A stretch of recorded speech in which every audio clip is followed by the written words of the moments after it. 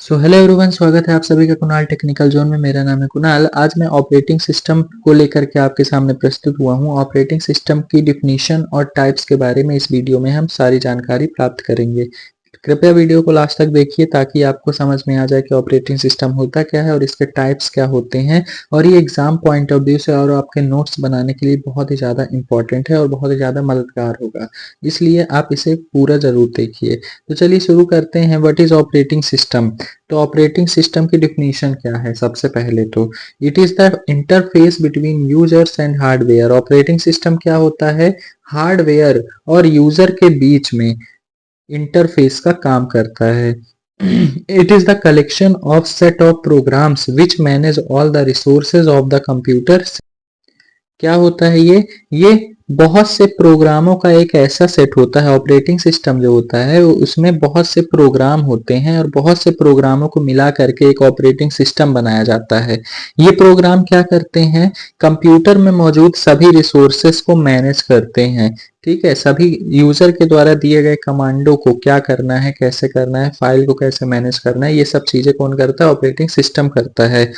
तो चलिए समझते हैं कि ऑपरेटिंग सिस्टम के लाभ क्या हैं, एडवांटेजेस क्या हैं। तो सबसे पहला एडवांटेज है कि operating system provides a GUI interface for the user. तो ऑपरेटिंग सिस्टम तो आपने सुना ही होगा, जैसे कि बहुत से टाइप के ऑपरेटिंग सिस्टम होते हैं, लिनक्स, विंडोज, यूबुंटू, ये सब एक तरह के ऑपरेटिंग सिस्टम है। तो ज्यादातर यूज होने वाला ऑपरेटिंग सिस्टम जो है विंडोज है, क्योंकि ये ग्राफिकल यूजर इंटरफेस है।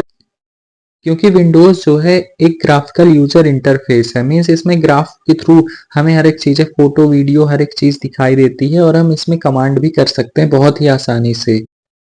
विंडोज को यूज करने के लिए हमें किसी स्पेशल नॉलेज की जरूरत नहीं होती, ना ही किसी कमांड याद करने की जरूरत होती है। कोई भी व्यक्ति इसे चला सकता है आसानी से, इसलिए विंडोज जो है सबसे ज्यादा यूज होने वाला ऑपरेटिंग सिस्टम है। तो ऑपरेटिंग सिस्टम क्या होता है? सबसे पहला लाभ क्या है इसका, इसके बारे में हम समझते हैं। तो operating system provides a GUI interface for the user in the form of menu, icons and button. सबसे पहला लाभ ये है ऑपरेटिंग सिस्टम कि ये एक जीयूआई इंटरफेस प्रोवाइड कराता है। Means graphical user interface, GUI का फुल फॉर्म है। ये ग्राफिकल यूजर इंटरफेस प्रोवाइड कराता है। हमें इसमें ऑपरेट करने के लिए किसी भी कमांड की जरूरत नहीं होती है, ना ही कमांड याद करने की जरूरत होती है।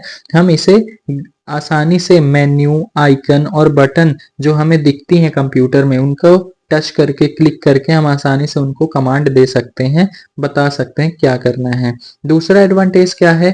Operating system allow us to understand sharing the resources with other users.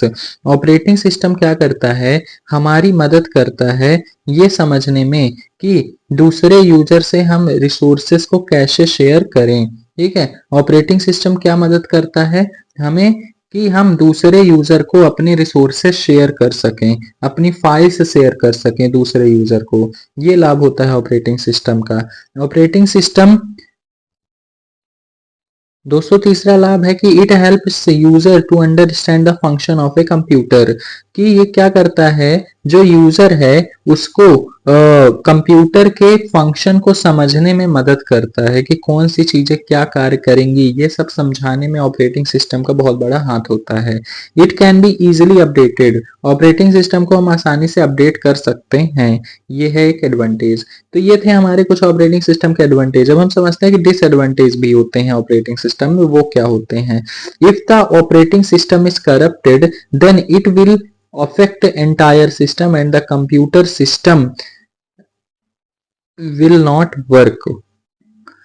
क्या बोला है इसमें कि अगर ऑपरेटिंग सिस्टम करप्ट हो जाता है, अगर किसी भी तरह से वायरस उस पर अटैक कर देता है या फिर वो करप्ट हो गया, तो पूरा कंप्यूटर सिस्टम अफेक्ट होगा हमारा। सारी फाइल्स जो भी हमारी सेव्ड हैं वो सारी अफेक्ट होंगी। अच्छे से कंप्यूटर के सारे रिसोर्सेस काम नहीं करेंगे। तो ये होता है डिसएडवांटेज।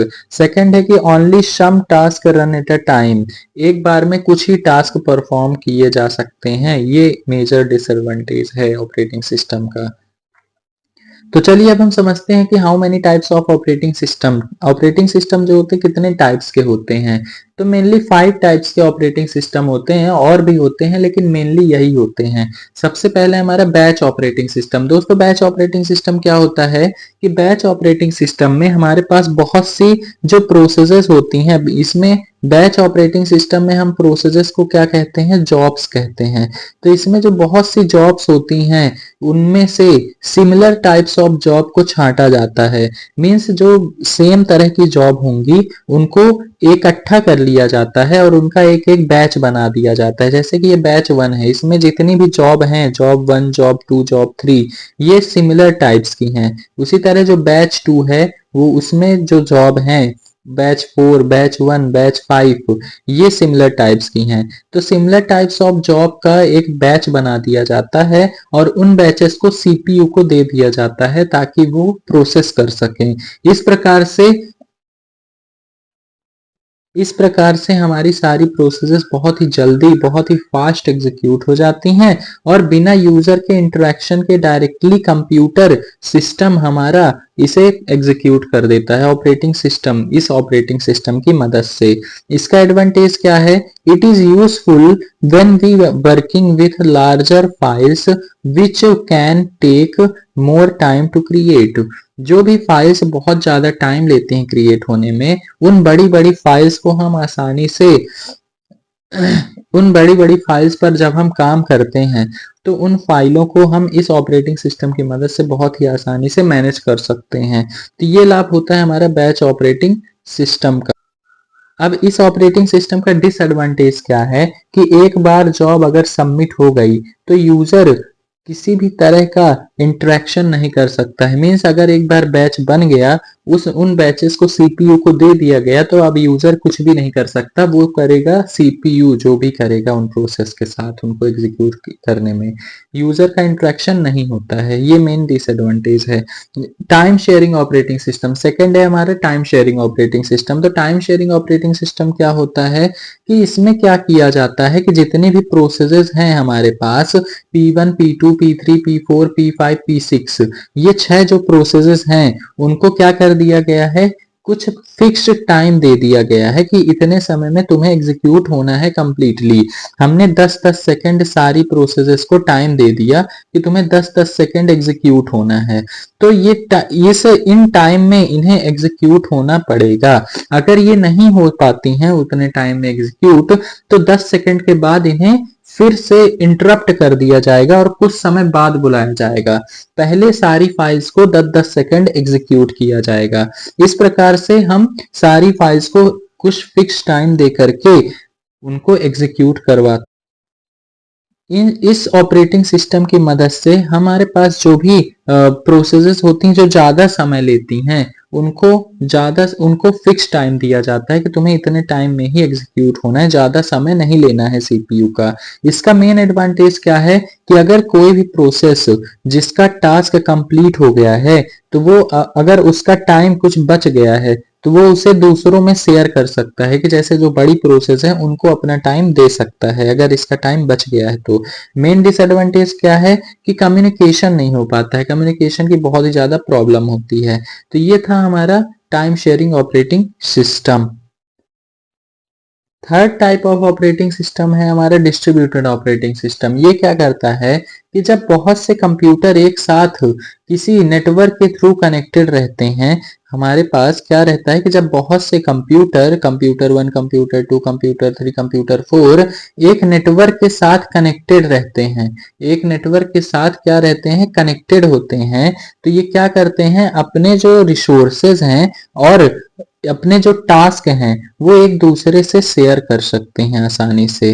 इसका फायदा ये होता है कि अगर कोई भी कंप्यूटर ज्यादा यूज हो गया है या फिर ज्यादा लोड उस पर हो गया है तो वो अपना लोड कम करने के लिए दूसरे कंप्यूटर को अपने रिसोर्सेज शेयर कर सकता है, अपना टास्क दे सकता है कि लो भाई तुम संभालो मेरा टास्क, मैं अब बहुत ज्यादा थक गया हूं, अब मेरी मदद करो तुम। तो दूसरा कंप्यूटर जो है उनकी मदद कर देगा। ठीक है, तो ये होता है major advantage distributed operating system का। डिसएडवांटेज क्या है कि अगर नेटवर्क जो है वो क्या हो गया, किसी भी का भी नेटवर्क, किसी भी नोड का अगर नेटवर्क टूट गया तो सारे कंप्यूटर इससे अफेक्ट होंगे, सारे कंप्यूटर ही डिस्कनेक्ट हो जाएंगे। ठीक है, तो ये होता है मेजर डिसएडवांटेज। नेक्स्ट है हमारा नेटवर्क ऑपरेटिंग सिस्टम। ये क्या होता है, नेटवर्क ऑपरेटिंग सिस्टम के पास एक सर्वर होता है जो कि बहुत से क्लाइंट से जुड़ा होता है। ठीक है, क्या होता है, एक सर्वर होता है नेटवर्क ऑपरेटिंग सिस्टम के पास जो कि बहुत से क्लाइंट्स के थ्रू जुड़ा रहता है। तो हम इजिली अपनी फाइल्स, अपने रिसोर्सेस और बहुत कुछ हम क्या कर सकते हैं, उस सर्वर मशीन से सभी क्लाइंट तक पहुंचा सकते हैं। ठीक है, मीन्स हमारे पास सर्वर में क्या है, सर्वर एक है हमारे पास और उस सर्वर से बहुत से क्लाइंट जुड़े हुए हैं। तो उन क्लाइंट को अगर हमें कुछ भी चीज शेयर करनी है तो हम आसानी से शेयर कर सकते हैं सभी क्लाइंट को एक साथ। ठीक है, तो ये होता है हमारा नेटवर्क ऑपरेटिंग। जैसा कि आप देख सकते हैं ये हमारे पास एक सर्वर है, इससे बहुत से क्लाइंट जुड़े हुए हैं। ठीक है, ये क्लाइंट क्या कर रहे हैं, इस सर्वर पर काम कर रहे हैं। जैसे हम किसी कंपनी में जाते हैं तो वहां का एक सर्वर होता है और उस पर उस कंपनी में काम करने वाले सारे वर्कर उस सर्वर में ही अपनी फाइल्स शेयर करते हैं, अपनी फाइल्स लेते हैं, एक्सेप्ट करते हैं, कुछ भी जरूरत होती है उससे तो उस कंपनी का जो डेटा होता है पूरा उसी सर्वर में होता है।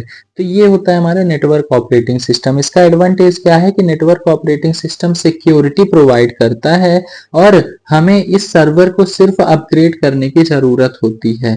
तो ये होता है, इस कारण से नेटवर्क ऑपरेटिंग सिस्टम बहुत ही ज्यादा यूज होता है। डिसएडवांटेज क्या है कि अगर सर्वर मशीन क्रैश हो गई, ऑटोमेटिकली अगर सर्वर मशीन क्रैश हो गई तो सारा नेटवर्क फेल हो जाएगा, पूरी तरह से पूरी कंपनी का नेटवर्क फेल हो जाएगा सर्वर मशीन के क्रैश होने से। तो ये होता है डिसएडवांटेज। अब हम नेक्स्ट में चलते हैं अपने रियल टाइम ऑपरेटिंग सिस्टम में। रियल टाइम ऑपरेटिंग सिस्टम बहुत ही ज्यादा यूजफुल ऑपरेटिंग सिस्टम है, जहां हमें क्या होता है कि जहां भी हमें जरूरत होती है कि हमें क्विक रिस्पॉन्स मिले। ठीक है, फॉर एग्जाम्पल मिसाइल सिस्टम में, मिसाइल सिस्टम जैसे कि नासा वगैरह में हम जाते हैं तो वहां क्या देखते हैं कि बहुत सी मिसाइलें बन रही होती हैं, रॉकेट्स बन रहे होते हैं।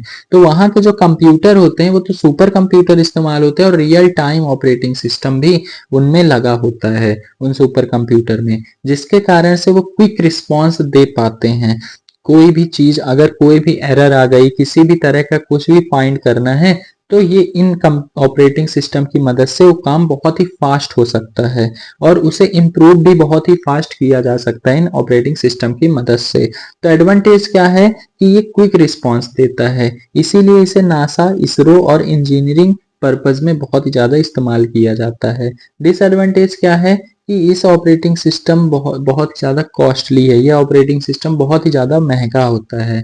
इसके टाइप्स क्या है, एक होता है hard real time operating system, एक होता है soft real time operating system. तो इसके बारे में हम बाद में डिस्कस करेंगे, इनके टाइप्स के बारे में।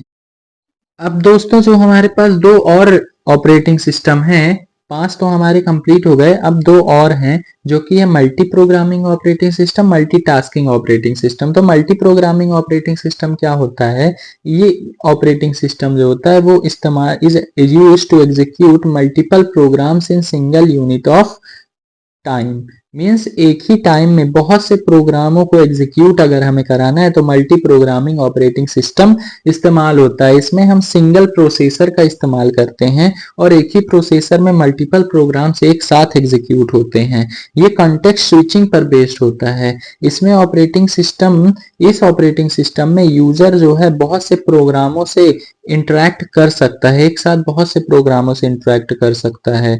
ये फोर्थ जनरेशन और थर्ड जनरेशन के कंप्यूटरों में इस्तेमाल होने वाला ऑपरेटिंग सिस्टम है। फिर आता है हमारा मल्टीटास्किंग। ये ऑपरेटिंग सिस्टम मल्टीपल प्रोसेसेस को एग्जीक्यूट करता है एक ही बार में और इसमें बहुत से प्रोसेसर्स होते हैं, इसमें बहुत से प्रोग्रामों को एग्जीक्यूट करने के लिए बहुत से प्रोसेसर्स भी लगे होते हैं, जिसके कारण से बहुत ही ज्यादा फास्ट एग्जीक्यूट करता है। इसमें क्या होता है कि ये टाइम शेयरिंग पर बेस्ड होता है, multitasking time sharing operating system पर बेस्ड होता है। तो ये होते हैं हमारे टाइप्स ऑफ ऑपरेटिंग सिस्टम जिन्हें हमने अभी देखा, और आई होप आप लोगों को इससे कुछ मदद मिली होगी, बहुत कुछ आप समझे होंगे, नया कुछ आप जाने होंगे। तो अगर आपको ये वीडियो पसंद आया हो तो लाइक करिए और हमारे चैनल को सब्सक्राइब जरूर करें। मिलते हैं नेक्स्ट वीडियो में, तब तक के लिए थैंक यू, बाय बाय।